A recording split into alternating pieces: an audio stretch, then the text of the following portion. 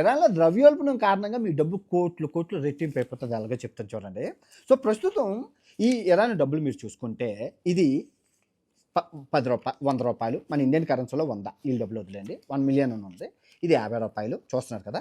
So ఇది రూ. 10. So తర్వాత ఇది రూ. 5.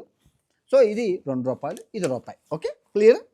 సో ఇప్పుడు మన రూపాయి వచ్చేసి 500 మీరు చూస్తున్నారు కదా. 7 ఫిబ్రవరిన 500 రియాల్ ఉంది. రియాల్ అంటారు ఇది.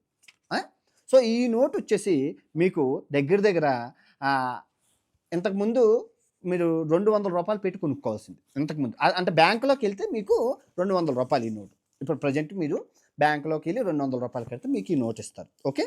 కానీ బ్లాక్ మార్కెట్ అంటే బయటన, బ్యాంక్ కాకుండా బయటన మీరు రోడ్డు మీద నించుంటే వాళ్ళు ఈ నోటు రూ. 100కే ఇచ్చేస్తున్నారు. మహా అయితే రూ. 90కి కూడా ఇచ్చేస్తారు. మీరు రూ. 90 ఇండియన్ డబ్బులు ఇస్తున్నారు.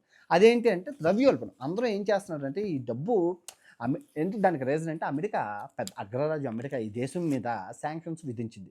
శాంక్షన్స్ విధించడం వల్ల సో వీళ్ళు ఏం అమ్ముకోలేరు, వీళ్ళు ఏం కొనుక్కోలేరు. సో రోజు రోజుకి ద్రవ్యోల్బణం పడిపోతుంది. జస్ట్ మన అమెరికా గెలిచిన కాడ నుంచి ఈ పత్తి వ్యాపారం అయితే జరుగుతుంది. సో ఈ టైంలో ఎవరైనా టూరిస్టులు వచ్చారంటే జాక్పాటు ఇండియా నుంచి ఒక 50,000 పట్టుకొని వచ్చి ఇక్కడ కుంకుమ పువ్వు సవక అంటే సవక అందగత్తలు కుంకుమ పువ్వు తింటే తెల్ల పుట్టేస్తారు. ఇంకా పిస్తాచి అంటే సవక. ఇంకా రూములు 300, 400 ఫుడ్ 15 రోజులు దమ్మరే దమ్ శిషా పీల్చుకుంటూ ఇంకా అది కూడా ఉంటాయి. అవన్నీ ఎంజాయ్ చేసుకుంటూ డబ్బుల్ని ఎలా ఎత్తుకొని ఇలా తీసి ఇలాగ దప్పర్ అని ఎంజాయ్ చేసుకొని వెళ్ళిపోవచ్చు. భారతీయులకి, ఇండియన్స్కి ఫ్రీ వేజ్ అయితే ఉంది ప్రొజెక్ట్. సో ఎవరైనా ప్లాన్ చేసుకోవాలనుకుంటే ముంబై నుంచి ఫ్లైట్లోనే ప్లాన్ చేసుకోండి.